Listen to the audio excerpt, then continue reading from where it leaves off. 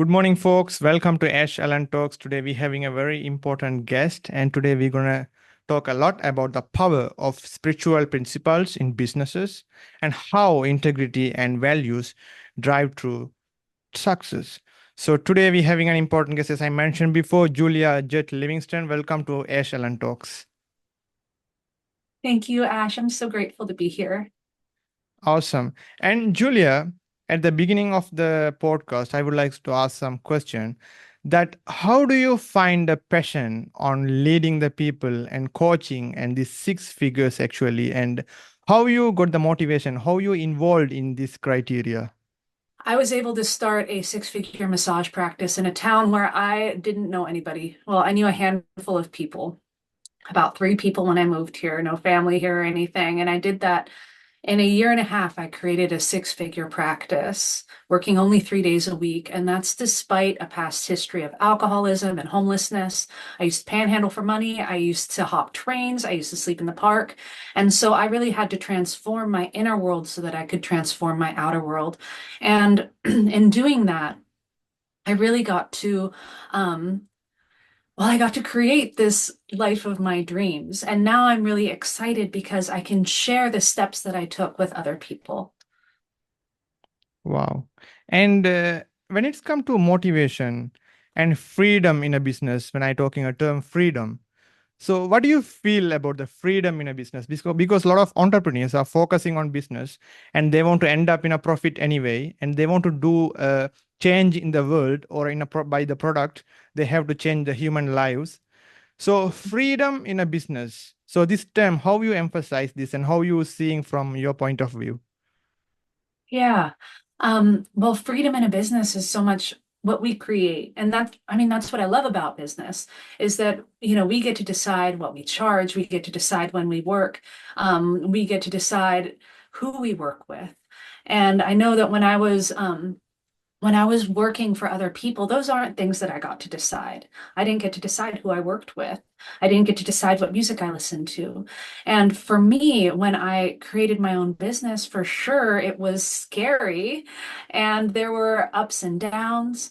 But when I got to really step into that freedom of, you know, choosing my own rates and making that rate something that's really going to support me, because I know so many times I would get a paycheck from some place I work at, I'd be like, really, this is it? Oh my God, I could never imagine, I could never imagine doing that again.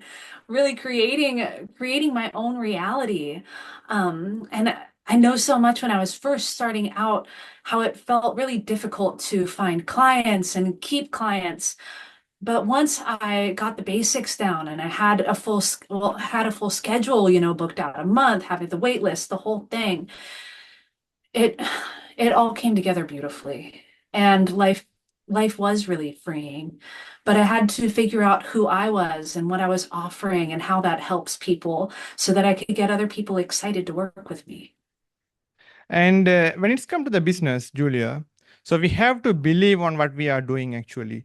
So a lot of people are into the business, they are not believing what they are doing, and they have no motive how the business is running actually.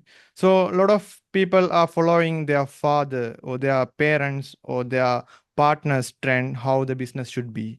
So actually, who have the value to believe on the business, so that will be success in the future. So that we have witnessed and seen in a lot of scenarios when it's come to examples of Elon Musk or Apple Incorporation uh, and Meta market of Mark Zuckerberg and all. So they believe on their idea. So the business becoming success on their point of view. So how you seeing this term, the belief on business and belief on them and believe on their product? So what is your point of view? Well, you have to believe in what you're doing. You have to believe that you get results and that you hold yourself with value. I know that the mindset that I created for myself had to change radically, because as you can imagine, as somebody who lived outside for a long time, I had really, really low self-worth, and there are a lot of value issues that I needed to work through so that I could show up for other people, or especially in the healing sense. So I mean, I needed to start noticing what what I was thinking, because for so long I was a victim of my own thoughts, and I didn't think that I had a choice over what I thought. Now, the thing is it's kind of like in some ways we don't really have a choice. But what I learned is that I can notice a thought and then decide whether or not that thought's serving me, and I can choose my next thought.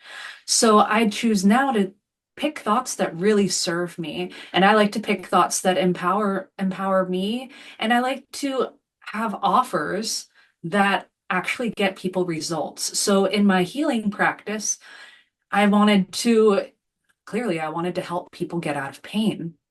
And I knew I could do that. But the problem that I was facing is that nobody else did. So I had to show from the inside out that I knew that I could help people, and this is how. And really step outside of talking about myself so much and really talk about them, because that's really what people want to hear is they want to hear we want to hear about ourselves. We love seeing ourselves reflected in other people. And I mean, I could tell someone all day long that I do deep tissue and lomi lomi, or I do lymphatic massage, and people could look at me cross-eyed. What does that mean? Or I could tell them that I help you get out of pain through therapeutic, relieving soft tissue work. And for a lot more people, that's understandable. And so it's really important for us to get through to that type of value so that people understand what we can do for them. Wow. And Julia, when it's come to the pain of a person, so what is the root cause for this? Because almost everyone have some kind of pain. It may be from childhood or because of losing someone else, or body pain, or they have some kind of pain in their mind, and they feel it in some way when they're seeing the people. And actually, some people healing that in a way of neighboring and a friendly manner and all. So, what is the actual root cause of a humanity, that how the pains come? Is it a natural way that everyone have pain, or it's come from some kind of incident in a way? I think that I think it can be both ways. There's so many different ways I've heard of pain being introduced to the body. I mean, the there's the assumption where you can fall and sprain an ankle, and that is one way that you can cause pain. But then there's also a deeper belief that maybe there's something inside that you're already carrying that needed you to hurt your ankle so that you could get relief from something going on in your mind. Something I found incredibly interesting is how in Hawaii they have something called the wisdom of the bones. And in this way, if there's something going on in a part of your body, then that reflects into something that went on in your life, something that you're still carrying. And when we're born with this bowl of golden light inside of us. And that is our true self, that is our true spirit. And all of us have this. And what happens is through life, we take on these stones that block out the light. So this is another one of these moments where we get to choose to notice this. We choose to notice these stones so that we can remove them and let our light shine through. And this can also be really healing for the pain and tension that we're carrying in our bodies. I mean, even some memories of trauma can cause us to experience that feeling over and over again in the exact same way as that very moment. And stress can cause great pain inside the body. Um, so what I found really interesting about the wisdom of the bones in Hawaii, then there's also something called German New Medicine. So completely opposite sides of the world. So we can see how this same idea is it's everywhere, especially in older religion and older beliefs. But German New Medicine is clearly a little bit newer, right? And so what Dr. Hammer, who created German New Medicine, noticed is that all of these people who were getting cancer, and he studied 300 individuals, that they all had a traumatic event happen a year and a half before they were diagnosed with cancer. And so that can show us how the stress caused in our bodies. And this is like a traumatic event, like a loss of a loved one, so feelings like that. And it even affected where they got the cancer. So what we can notice from this is that the stress that we choose to let affect our bodies really does affect our bodies and really can cause pain. It can cause pain that we're constantly carrying. I mean, our shoulders and if we have shoulder pain, it's like the weight of the world in wisdom of the bones. So like just carrying all that strength, or in the low back and the hip area, pain there is like um, it's a loss of stabilization and a difficulty to look around, a difficulty to be flexible. Wow. And Julia, when I'm seeing this, the healing process and all, so how this triangle work actually, the faith, the body, and the mind, this three triangle, how do you seeing from your point of view? Um, well, I mean, from my point of view, they're not connected because they're all one. We have this tendency to look at them as though they're these separate entities. Like here's the body over here, and here's the mind over here, and here's the spirit over here. And you're like as though it's different things, but it's all the same. It's all one piece that makes us whole. And when we're deeply connected through all of these pieces and we really integrate them, it helps us, create this life of our dreams. When we're noticing the thoughts that we're having, when we're releasing the stuff that isn't serving us, I mean, that's going to allow us to not only step out of the pain within our bodies, step out of stress, but help us achieve at a higher level because we're working from a higher state of being. When we're happy, when we're excited about what we're doing, then we can really put in the work. Like it's the difference between that feeling of, oh my God, it's never going to work out. I don't want to get out of bed today, and being like, it is going to happen. It's going to sell out. Like I'm so excited to be doing this, and waking up in that gratitude, even if what we want hasn't happened yet, still being able to carry that gratitude and that abundance consciousness to move forward. Wow. And Julia, I have studied a recent uh, thesis on human body and mind from University of Harvard. So actually, it's mentioned that in future, based on AI and the new technologies and the new chip innovations, that human thinking and the thoughts can be saved in a chip format in future. Let's say if we are dreaming something at night, so that dream can be saved in a chip format, in a MP4 format, and we can view in a video wise at the morning. So this kind of paradigm shifts are happening in medical science and research industries and top university levels. So how are you seeing this AI change? AI can change the human life and the faith and the soul and the body. How can it can be integrated in future, or it will be just remain as a myth in the future? How do you seeing from your point of view? I mean, right now, AI is pretty cool.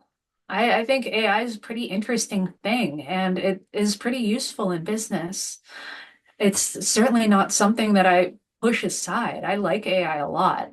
But I also see possibilities for it to take away from the human experience. I mean, maybe there's a reason why our dreams aren't remembered.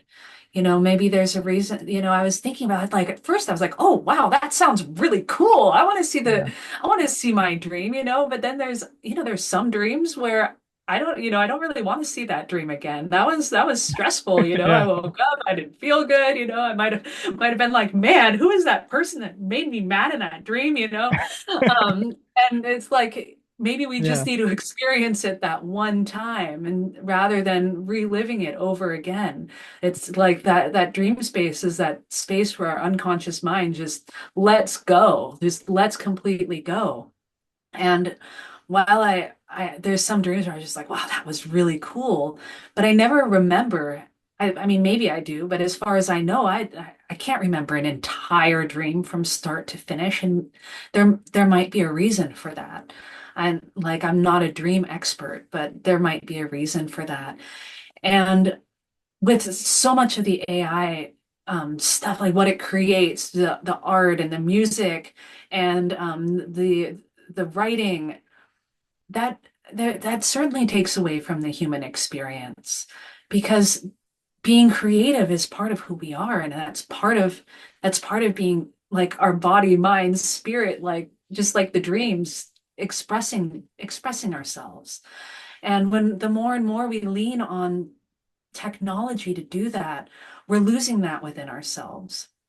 So I think it's really important that as we, I mean, we're not going to stop AI. It's going to keep going. Like the best thing that I can tell anybody with AI is, yeah, use it in your business, and also be really aware of what you're allowing AI to do for you, and still allowing yourself to nurture your creativity and nurture your spirit. Really, really understand who you are and love who you are enough to express it. Wow. And top of that, Julia, so I think yesterday evening I was listening to a podcast of Andrew Huberman. So actually, he was mentioning in that podcast drinking water at the morning after you wake up and show yourself to sunshine for a while, like 10 to 20 minutes, and get back to your work. So it will give you some kind of unlimited energy, kind of the term, I forgot the term, actual term, but he mentioning that will give you a whole day of energy. So kind of Mm. the sunshine and the glass of pure water. So how it can, is it scientifically proven or is it actually true? How you seeing this point? Well, goodness, I don't know the science behind that, but I know that when I start my day off with time outside and getting hydrated, I mean, we're just walking, talking plants in the end. And if we don't drink water and stay hydrated, Yeah, we're going to end up like cracked grass. yeah, So, I love the days. There's very few days, probably only one day a week where the I don't do the first thing is going outside and getting exercise for me and my dog. Like I need that outside time. I need to breathe fresh air. I need to be around plants.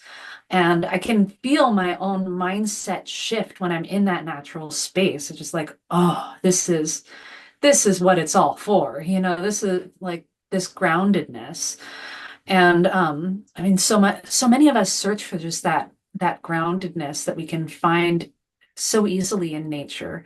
I mean, that's where we're meant to be. Like the lifestyle that we're living these days is so far removed from where we came from.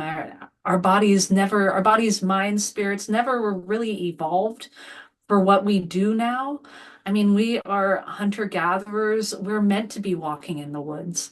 And so when we can still find that time for ourselves to get in sunlight and hydrate and connect just with the human self, that's so important for us, like in our life journey. Like, I mean, I'm originally from a city, and when I left and I moved to the country, I realized how angry I had been for so long. I had no idea until I went back and I visited and I was sitting in traffic and I thought, oh my God, I'm mad. Like I'm wow, big mad.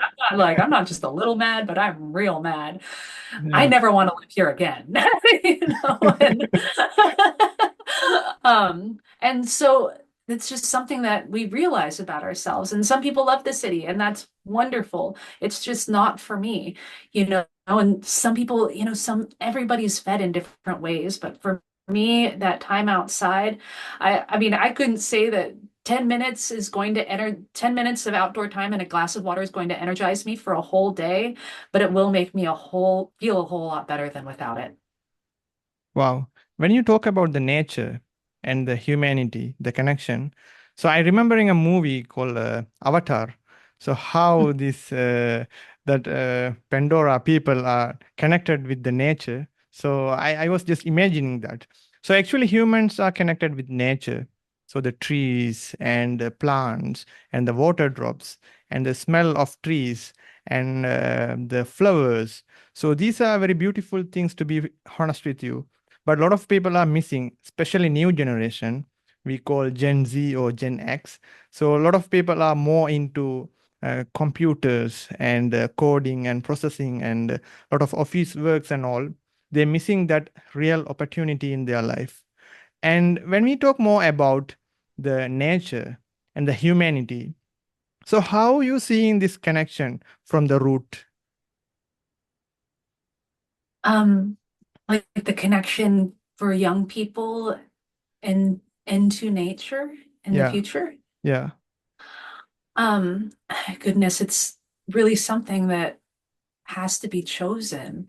And I think a lot of that is with, that choice is with the families. We like our kids don't make the decision to go outside. They can't just say, I'm going out, and everybody's like, okay, cool, like see ya, yeah, So it really is with the families. And oh goodness, I mean, so much more and more what we use computers and TV and all, it's a babysitter. It's a babysitter. And life is getting more and more rapid. So much is happening so quickly. And it can be more and more of a challenge for families to find that time to get their kids outdoors. But we always make time for what's important for us. And if having that groundedness with nature and finding that inner peace that nature has to offer is important, then we're going to find time for it.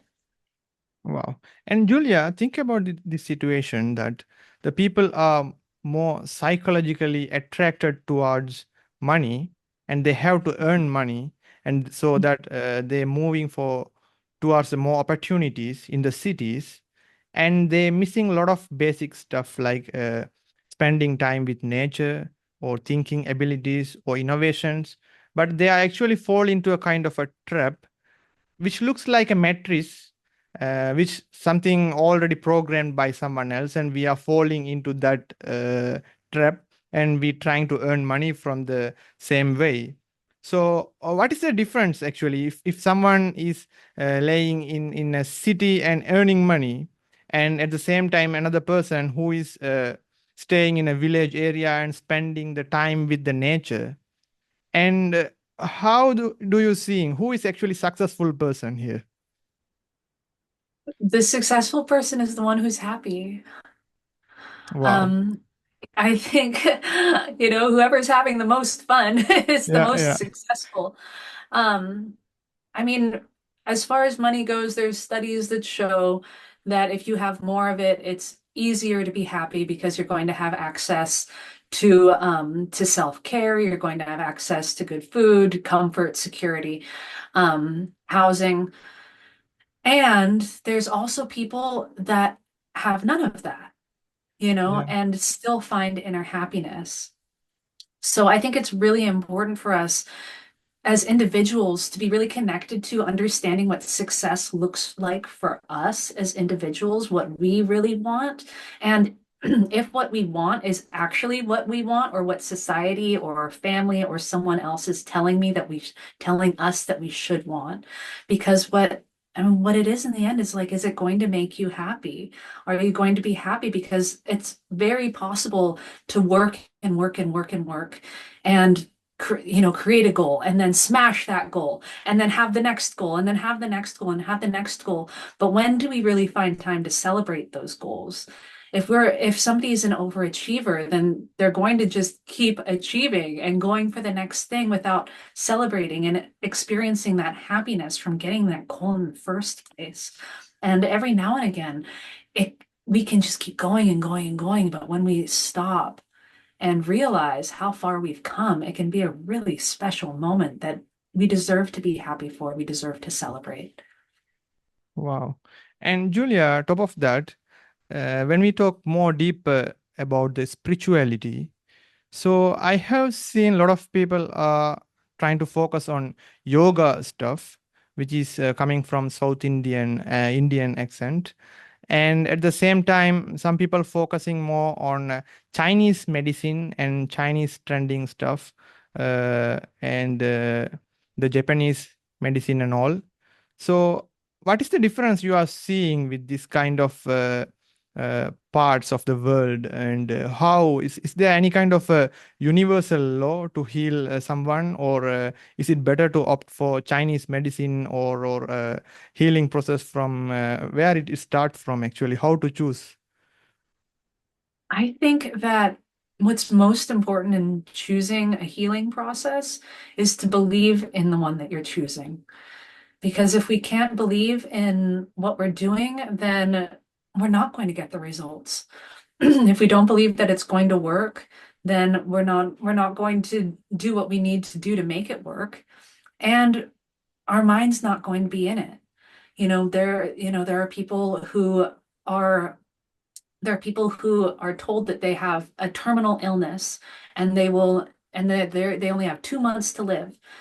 And there's those who decide, okay, well, I have 2 months to live, and they just go ahead and pass away. And there's others that say, no, that's not an option. And they keep on living, and then they end up living these long lives. And so it's really about choosing, making that choice. And I'm not saying that there's still people that we lose who try to, they want to make that choice. And that's not something that I'm a specialist in at all, but that's still something that we notice, is that there are people who say it's not possible and therefore it never does happen. If we don't believe in what we're doing, then we're not going to make it happen. And it's the same with healing. If we don't, if I go in to I don't know, say a massage appointment, and I'm like, this is this isn't going to work. I'm probably going to be tense the whole time because I don't want to be there. And it's probably not going to work because I don't want it to. Yeah. Now, if I'm to go in to um, get Indian medicine, and I go in and I say, this is going to work. This is exactly what I need. I'm so excited to hear. I'm going to do everything they tell me to do. I'm going to ask questions. I'm going to make this happen. Then yes, you're likely to get some great results when you show up with that belief and with that intention and willing to do the work. Wow. And Julia, very important question. Uh, Trump or Kamala Harris? I'm voting for Harris.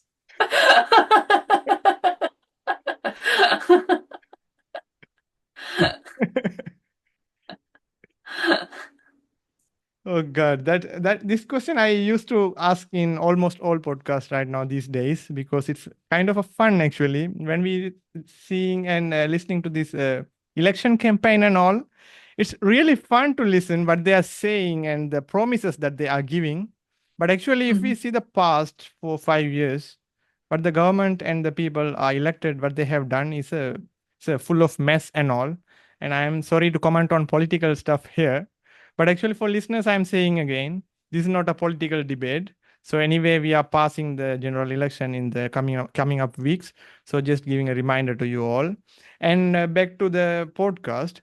So Julia, we have discussed a lot about the healing process, and at Mhm. the same time about the power of spiritual principles in business actually, and integrity and the values, and how to be a successful person, and how we associate more with the nature. And these days, we see a lot of people, especially Gen Z and X, are mostly into this algorithms and social media stuff. They are not much with the nature. So this is a weakness we are seeing in the current and the present world. So at the bottom line, I would like to ask one more question, Julia, that what is your advice for the viewers who are seeing and who are watching this podcast and listening to this podcast, that what is your overall advice that how a person can be motivated by the power of spiritual principles in the business? Mm. I think when we're really in touch with what our spiritual principles are, which ones we value the most, and what I found really interesting for myself is when I first started out, I didn't see any connection between spirituality and business until I started looking at the spiritual principles that I value. Like I value honesty, I value integrity, I value willingness, I value being able to create a sense of trust and generosity, and all of these things that I value as spiritual principles are things that I incorporate in my business. And it's really that simple. I can all, and I've had to do so much inner work to be able to create the results that I have in my business, to have that six-figure business, and then be able to invest in helping other people. So, and I mean, it's so much. What else is business? It's service, which is one of the highest spiritual principles there are. So we're Mhm. connecting people with service, with through honesty and integrity. And in that, there's so much self-growth that happens as entrepreneurs. And so that is really what I see as far as the spirituality and business connection. Wow. Julia, it's great. And it was a great pleasure to have you here in my podcast. And I think a lot of the listeners who are listening to this podcast can subscribe my channel. And I will leave the description of Julia Jet under the video. And Julia Jet, one more question, where the listeners can find you? What are the services you are providing? Listeners can find me on Facebook and Instagram. My username is XOJuliaJet. And I offer 90-day programs and 6-month programs to help you grow your holistic practice with confidence without feeling selfish. So you get to decide what your terms are for growth and finally show up and create that impact that you've been dreaming of creating in the lives of your clients and in your community and your family, with your friends, your relationships. And if you want a freebie, you can pick one up at juliajet.com/pricing. It's my spiritually aligned guide to pricing. Wow. Ladies and gentlemen, that is Julia Jet. Thank you very much. Thank you.